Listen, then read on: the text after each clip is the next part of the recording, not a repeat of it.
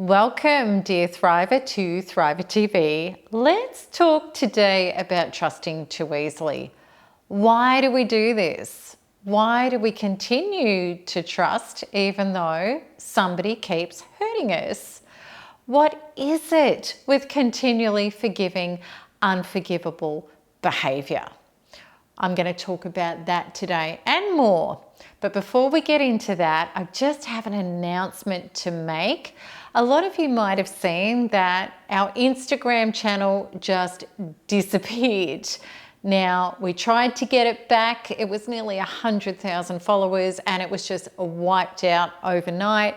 We haven't been able to get it back, but the good news is we now have another Instagram account. Now, it's not under Melanie Tony Evans. It's at Quantum Freedom Healing. So I want you to look it up and please let's populate it again. I know you were loving Instagram. We've already got lots of posts and we've got things happening there. So make sure that you go to there and you start following and also share it out to others. I'm really keen on really trying to get us all back in there because so many beautiful things were happening in Instagram. It's an awesome platform.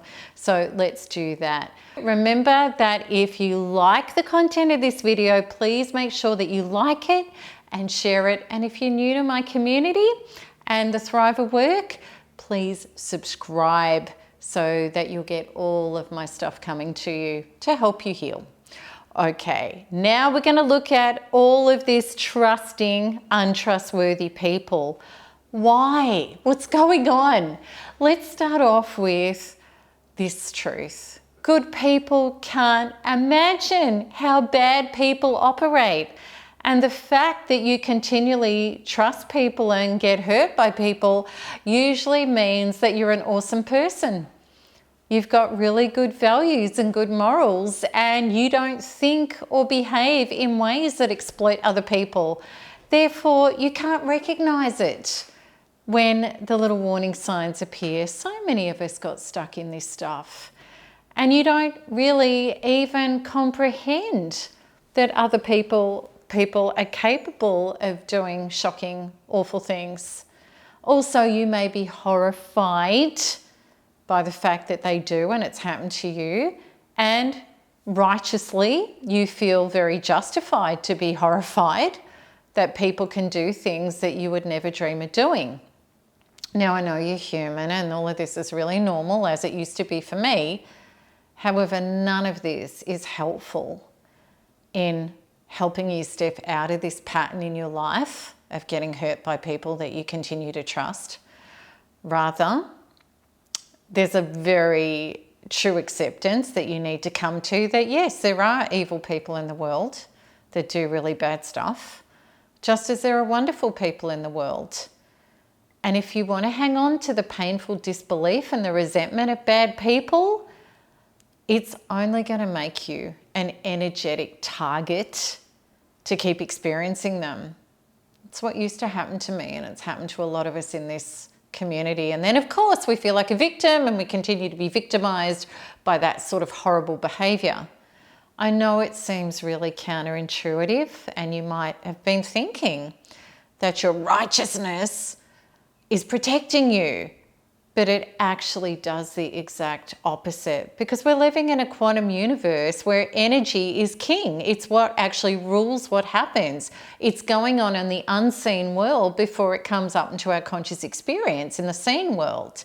And if we're hanging on to the trauma and the disbelief and the shock that there are evil people and they've hurt me and the disgusting things they've done, these are very laden, powerful, emotional, emotion expressions that are going on in our subconscious. Now, our subconscious does not differentiate between good or bad. It just says whatever you're feeling is what you're being. And I love you so much as a connection with source and soul that I'm going to grant you more of what you're asking for, which in energetic terms is who you are being.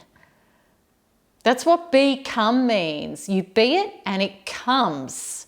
So we don't want to become more of distrustworthy people. So we need to wake up out of the trance and say, I'm going to lose the resentment and all of the righteousness about that. I'm going to accept it's true, and I'm going to do the work on myself so this is no longer going to be my reality.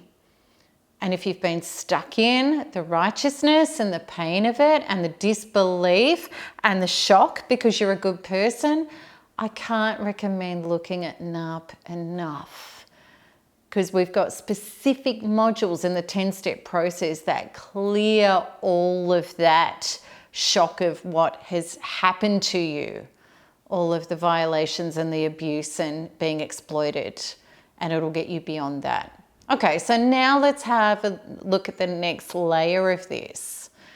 Why we trust untrustworthy people. A belief in outer authority.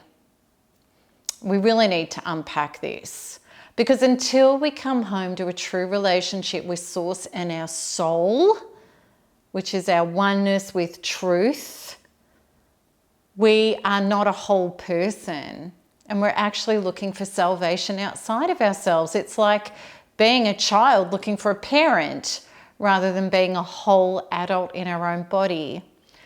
And this is where we're very susceptible to connecting to false sources, and we take their authority and direction rather than aligning with our own inner values, intuition, and truth, and knowing that Source is our authority. No outer force is our authority. It's our inner force that is. And here's the thing. Usually in every circumstance, we know something's not right. When it's been duplicitous, or it's mining or manipulating or lying or hurting or exploiting us, we knew, if we're honest with ourselves, something felt funky. We get the inner warning. That's Source in our soul saying, hello, this isn't your truth. Yet because we've been trained to accept and expect outer forces to be our authority, to save us, to make decisions for us, and to tell us what our truth is, we dismiss the inner feeling. We don't back it up. We don't show up. We don't question. We don't investigate. And we don't do the research, the due diligence. And we don't command transparency. We don't take a stand for it, a boundary. If somebody wants us to agree with them or go along with them when we feel it's funky. And then, of course, we talk ourselves out of the bad feeling and we just go along to get along. When in complete, a complete turnaround on that system of handing power away, when your Source and your soul connection becomes your truth and your alignment, then you will stop saying yes when you're really feeling no. A very powerful healing that you NARPers can do if you're a NARP member to rectify this is using the goal setting module, which is one of your bonuses, and set the goal, I am aligned and anchored in Source and soul truth. I trust and back this truth. That is so powerful. Another wonderful healing is to use the Source Healing and Resolution module, which is another module in your bonuses, and target the traumas of outer authority has more authority over my life than my inner authority. Clear that out and you're going to come home to the truth. Those two shifts, and you might tweak the words till they really hit a powerful inner spark for you. You'll know what's right for you. Those two shifts will be monumental for you. They are absolutely life-changing. Half an hour each on those could change your life beyond description. Now let's have a look at the fears of speaking up. Trusting untrustworthy people also stems from not speaking up, not questioning, not asserting your truth, and not placing boundaries on your values. And we talked about that just now, but let's have a look at why we do this. It's because of the fears of crap. Okay, the acronym CRAP, that if I speak up, I'm going to be criticised, rejected, abandoned, or punished. Now, these are young, underdeveloped wounds from our childhood where if we tried to speak up or have a voice or assert ourselves, we risked the fears of crap. And also, please know, this is a human fracture in the human psyche. It's a shocking fear of persecution that if you try to put forward your opinion, your truth, or your rights, that horrible things could happen to you. And for a lot of people, it's like a white hot fear. It used to be like that for me. If I tried to speak up about what my truth was or what was right for me, I would have this white fuzz and I couldn't even think straight. It's like I'd numb out and blank out. It's because of those terrors. And this is why, for a lot of us who've been narcissistically abused, when you feel unsure, that inner trigger about something or someone that's not trustworthy, you may not risk asking questions or commanding verification. Prove it to me. Be transparent. Show me what you're talking about. Give me the proof. Otherwise, it's a no. No proof, no truth. Or maybe you can't say no because of these terrors. You know you need to say no and you can't because you simply don't trust this person or what they have on offer. And also too, sometimes this can manifest as you just feel rushed or you can't be bothered or you're too busy. You're too busy. I don't have time to look into that properly and I don't have time to ask questions. I don't have, and it's just easier just to trust. Yet this, as we all know, can have dire destructive repercussions. That's exactly what happened in our narcissistic relationships. We felt it was funky, we felt it wasn't right, and for whatever reason, we just said yes, we went along. We threw good energy after bad and we just kept doing it. So therefore, as a thriver, waking up from the trance, knowing our safety and our well-being as adults is our job. It's nobody else's. We have to be a parent to ourselves who can look after ourselves. We have to show up and back ourselves.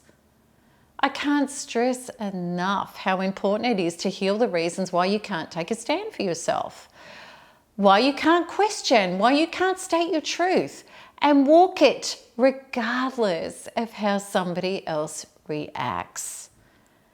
Now, I want you to know that we've been so terrified of being crapped on, criticised, rejected, abandoned, or punished for showing up for ourselves.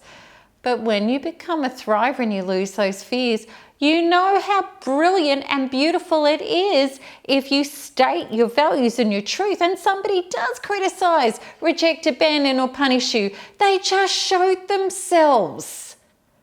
You got your answer. They expose that they are not your truth and not your reality. And you can say, okay, that's your opinion. I see you, I hear you. No, thank you. That's it. All right, so powerful healings to get to this level. For you NARPers, there's a goal setting that you can set, which is I listen to my intuition, question, speak up, and say no if required, without fear, regardless of what others do with that. Feel the power of that. And another goal set that you can do is, as I align with my soul and source truth. Source has my back always, in all ways, no matter what others do. It's so true. Anchor into that and see how much more empowered you get. All right, so what's another reason why we keep trusting untrustworthy people? It can be misplaced compassion, guilt, and obligation. Maybe you keep forgiving unforgivable behavior because you feel sorry for that person. Or you may feel it's your duty to help them even at your own self-sacrifice. And most definitely, if this is a child in your life, I understand it's not like you can just divorce your child, okay? But there are ways you can work with NARP and even proxy healings to be able to get wonderful, powerful resolutions around that stuff. And if that's you, I can't recommend NARP enough, and being in the NARP forum, reach out to learn about proxy healings because it will change your life and your relationship with your child beyond description. Okay, now, if it's not your child and you've had this happen to you where you keep forgiving unforgivable behavior, you know somebody's words are empty. Doesn't matter, don't listen to what people say. Observe what people do. Their actions are everything. And it's really important to get very clear. Somebody's character is based on their actions, not their words. Now also too, I know that you can feel like it's your responsibility and you'd feel too much guilt if you didn't. But what we do is when we're taking responsibility for people who won't take responsibility, we're actually enabling them to stay stuck in their sickness of not taking responsibility and drowning with them at the same time.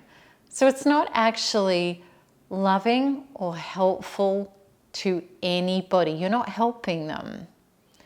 I remember once Neale Donald Walsch, in one of his books, wrote these words, and I'll never forget them, because this was me. This is what I used to do.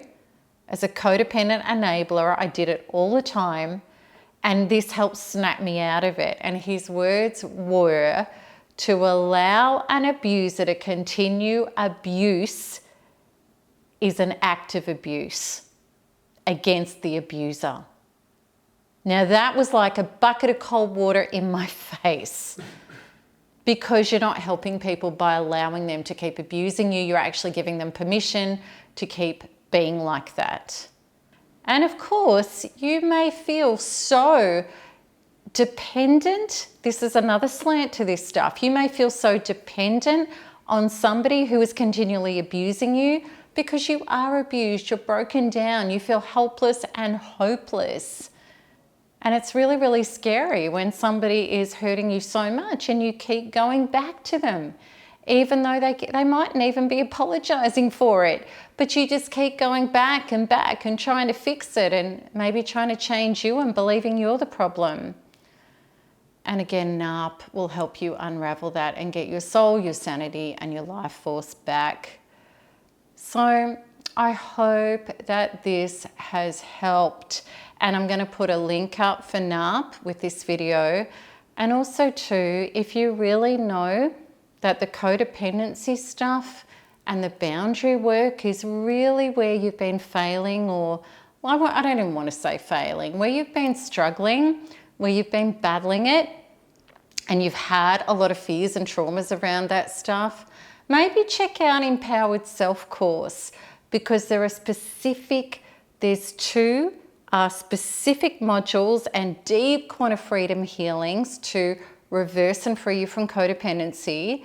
And there's also 3 very specific comprehensive modules: written, journaling, sorting out boundaries, really organizing that, and the quantum freedom healings to back it up to get you to become a boundary beast, which we all need to be in the most beautiful way after being narcissistically abused, because there's a lot of stuff that we have to reverse so that we can be safe and secure and expand out into life without fear and pain. We have that recovery work to do. So I hope that this has made sense to you.